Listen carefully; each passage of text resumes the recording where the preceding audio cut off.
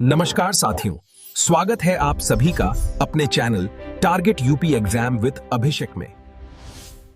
आज हम मानवाधिकारों की दुनिया में एक गहरी छानबीन करने वाले हैं। हमारे पास कुछ बहुत ही दिलचस्प स्रोत हैं जो हमें ये समझने में मदद करेंगे कि ये अधिकार आखिर हैं क्या, इन्हें पूरी दुनिया में कैसे देखा जाता है और सबसे जरूरी, भारत का अपना राष्ट्रीय मानवाधिकार आयोग यानी NHRC असल में काम कैसे करता है। बिल्कुल। तो चलिए इस पूरे विषय की परतें खोलते हैं। शुरुआत एक बहुत ही बुनियादी सवाल से करते हैं कि आखिर ये अधिकार या राइट होता क्या है। ये एक बेहतरीन सवाल है। सुनने में तो बहुत आसान लगता है, पर इसका मतलब क्या है? देखिए, हम सब ये शब्द इस्तेमाल करते हैं पर इसकी परिभाषा पर कम ही सोचते हैं। अधिकार कोई भी ऐसी मांग या दावा है जिसे समाज और कानून दोनों की मान्यता मिली हो। अच्छा, सामाजिक और कानूनी दोनों। हाँ, स्रोत में एक बड़ा अच्छा उदाहरण है। मान लीजिए आप कहते हैं कि आपको बंदूक रखने का अधिकार है। यह अधिकार तभी बनेगा जब कानून आपको लाइसेंस दे और समाज भी इसे स्वीकार करे। ठीक है। और कोई भी ऐसी चीज जिसे समाज कहे हाँ ये तो होना चाहिए और कानून उस पर अपनी मोहर लगा दे, वही अधिकार है। समझ गई। यहीं पर बात वाकई दिलचस्प हो जाती है। ये अधिकार तो शायद हमेशा से थे, एक विचार के रूप में, लेकिन इन्हें एक औपचारिक वैश्विक दस्तावेज का रूप कब और कैसे दिया गया? बिल्कुल, इसकी एक तारीख है, एक कहानी है। 10 दिसंबर 1948 इस दिन संयुक्त राष्ट्र की महासभा ने मानवाधिकारों की सार्वभौम घोषणा यानी universal declaration of human rights UDHR को अपनाया था। ये दूसरे विश्व युद्ध के ठीक बाद का समय था। जी, दुनिया ने इतनी तबाही देखी थी कि सब देशों को लगा कि एक ऐसा दस्तावेज होना ही चाहिए जो हर इंसान के बुनियादी अधिकारों की गारंटी दे। और मुझे एक हैरान करने वाली बात पता चली कि ये ऐतिहासिक घोषणा न्यूयॉर्क में नहीं बल्कि पेरिस में हुई थी। ऐसा क्यों? हाँ, ये एक मजेदार तथ्य है। दरअसल संयुक्त राष्ट्र महासभा का वो तीसरा सत्र था और वो पेरिस और न्यूयॉर्क दोनों जगह आयोजित किया गया था। अच्छा, ओके। तो जब सत्र पेरिस में चल रहा था तभी ये घोषणा अपनाई गई और इसी ऐतिहासिक दिन की वजह से संयुक्त राष्ट्र ने 1950 में फैसला किया कि हर साल 10 दिसंबर को मानवाधिकार दिवस मनाया जाएगा। उस वक्त कितने देशों ने इसका समर्थन किया था? क्या सब सहमत थे? उस समय संयुक्त राष्ट्र में 58 सदस्य देश थे। इनमें से 48 ने घोषणा के पक्ष में वोट दिया और बाकी 8 देश अनुपस्थित रहे और 2 ने वोटिंग में हिस्सा ही नहीं लिया। तो मतलब इसे भारी बहुमत से अपनाया गया था। और इन अधिकारों की वैश्विक स्तर पर निगरानी के लिए भी संस्थाएं बनाई गईं। पहले 1946 में संयुक्त राष्ट्र मानवाधिकार आयोग बना और फिर 2006 में उसकी जगह एक ज्यादा शक्तिशाली संस्था ने ले ली। हाँ, संयुक्त राष्ट्र मानवाधिकार परिषद यानी UNHRC, जिसका मुख्यालय जिनेवा में है। तो ये तो हुई वैश्विक तस्वीर। अब भारत पर आते हैं। भारत ने इस वैश्विक वादे को अपने देश में कैसे लागू किया? हमारे यहाँ इन अधिकारों का प्रहरी कौन है? भारत में इस जिम्मेदारी को निभाने के लिए मानवाधिकार संरक्षण अधिनियम 1993 पारित किया गया। 1993। और इसी कानून के तहत राष्ट्रीय मानवाधिकार आयोग यानी NHRC की स्थापना हुई।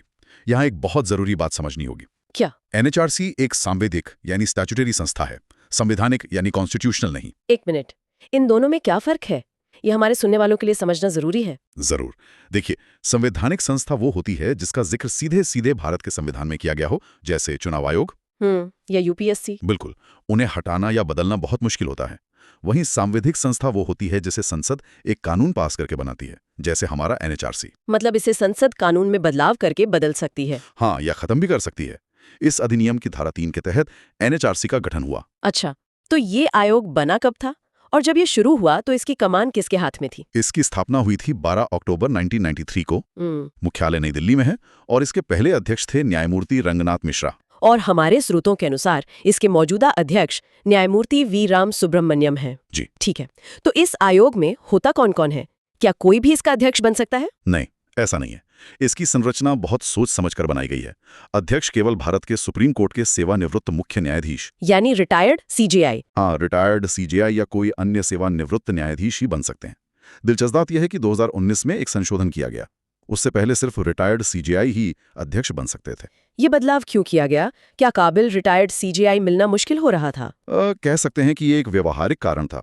कई बार ऐसा हो सकता है कि कोई योग्य और इच्छुक सेवानिवृत्त मुख्य न्यायाधीश उपलब्ध न हो। सही बात है। तो इस दायरे को बढ़ाकर सुप्रीम कोर्ट के अन्य सेवानिवृत्त न्यायाधीशों को भी शामिल कर लिया गया ताकि अध्यक्ष पद के लिए ज्यादा विकल्प मौजूद रहें। और अध्यक्ष के अलावा और कौन होता है इस टीम में? अध्यक्ष के अलावा 5 पूर्णकालिक सदस्य होते हैं। 5? एक सदस्य सुप्रीम कोर्ट का कोई वर्तमान या रिटायर्ड जज होता है। दूसरा सदस्य किसी हाई कोर्ट का वर्तमान या रिटायर्ड मुख्य न्यायाधीश होता है। ओके, मुख्य न्यायाधीश। और फिर 3 अन्य सदस्य होते हैं जिन्हें मानवाधिकारों का गहरा ज्ञान और अनुभव हो। इसमें एक शर्त यह भी है कि इन 3 में से कम एक महिला सदस्य का होना अनिवार्य है। तो ये तो हुई कोर टीम। मैंने सुना है कि इसमें कुछ और सदस्य भी होते हैं। हाँ, इनके अलावा 7 पदेन सदस्य यानी एक्स ऑफिशियो मेंबर्स भी होते हैं। पदेन का मतलब? पदेन का मतलब है कि जो भी व्यक्ति किसी खास पद पर होगा वो अपने आप ही इस आयोग का सदस्य बन जाएगा। अच्छा। जैसे राष्ट्रीय अल्पसंख्यक आयोग, SC/ST आयोग, महिला आयोग, पिछड़ा वर्ग आयोग, इन सभी के अध्यक्ष NHRC के सदस्य होते हैं। इसका मकसद ये है कि सभी जरूरी क्षेत्रों की आवाज आयोग तक पहुंच सके। बिल्कुल। ये तो काफी बड़ी और शक्तिशाली टीम लगती है। तो इतने महत्वपूर्ण लोगों को चुनता कौन है? क्या ये फैसला सरकार अकेले करती है? नियुक्ति तो राष्ट्रपति द्वारा की जाती है, लेकिन वो अपनी मर्जी से नहीं कर सकते। तो फिर इसके लिए एक हाई पावर कमेटी सिफारिश करती है, जिसकी अध्यक्षता प्रधानमंत्री करते हैं। इस कमेटी में सरकार और विपक्ष दोनों के बड़े नेता शामिल होते हैं, जैसे गृह मंत्री, लोकसभा स्पीकर और दोनों सदनों में विपक्ष के नेता। एक मिनट, यहाँ राज्यसभा के सभापति नहीं उपसभापति होते हैं, है ना? सही पकड़ा, उपसभापति। क्योंकि सभापति तो उपराष्ट्रपति होते हैं, तो उन्हें इस प्रक्रिया से अलग रखा गया है। और इन सदस्यों का कार्यकाल कितना होता है? यहाँ भी 2019 में एक बड़ा बदलाव आया। पहले कार्यकाल 5 साल या 70 वर्ष की आयु तक होता था। और अब इसे घटाकर 3 साल या 70 वर्ष की आयु, जो भी पहले हो, तक कर दिया गया है। 3 साल, ये तो काफी कम समय लगता है। किसी भी अध्यक्ष के लिए इतने कम समय में कोई बड़ा बदलाव लाना तो बहुत मुश्किल होगा। इस पर भी 2 तरह के विचार हैं। सरकार का तर्क था कि इससे ज्यादा लोगों को मौका मिलेगा, लेकिन आलोचकों का कहना है कि 3 साल का छोटा कार्यकाल आयोग की स्वतंत्रता को प्रभावित कर सकता है। हो सकता है अध्यक्ष कोई कड़े फैसले लेने से बचें। जी, ये एक चिंता है। ठीक है, तो हमने इसकी बनावट और नियुक्ति को तो समझ लिया, पर सबसे बड़ा सवाल, ये आयोग असल में करता क्या है?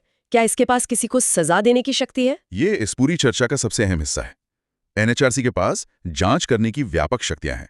ये मानवाधिकार उल्लंघन की किसी भी शिकायत पर या तो खुद संज्ञान लेकर, सुमोटो जिसे कहते हैं, हाँ सुमोटो, या किसी की याचिका पर जांच शुरू कर सकता है। लेकिन जब बात कार्रवाई की आती है तो यहीं इसकी सीमाएं सामने आती हैं। मतलब यह है कि NHRC की भूमिका मुख्य रूप से सलाहकार है, रिकमेंडेटरी।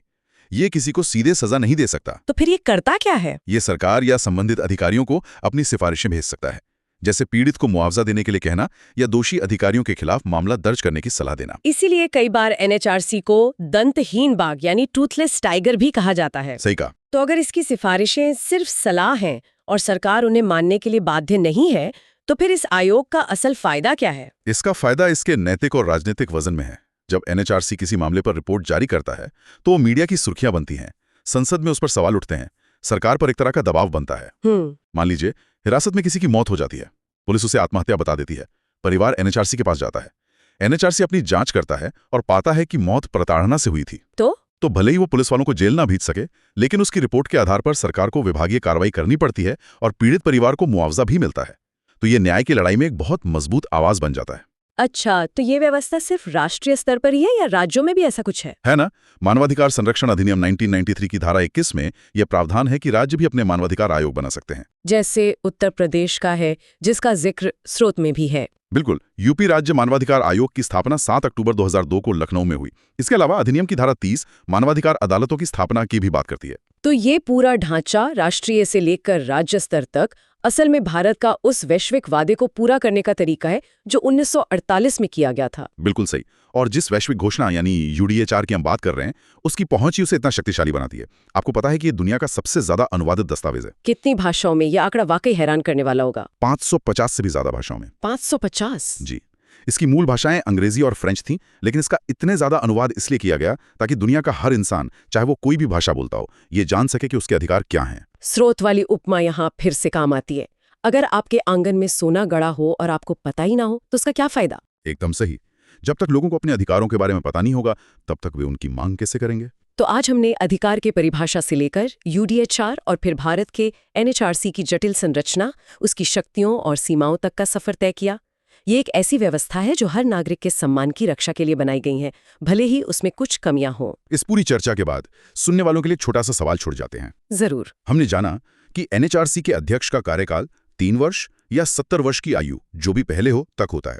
तो इस पर थोड़ा सोचिएगा कि अगर भारत के कोई सेवानिवृत्त मुख्य न्यायाधीश आज 71 वर्ष के हैं, तो क्या कानून के हिसाब से वे NHRC के अध्यक्ष नियुक्त किए जा सकते हैं?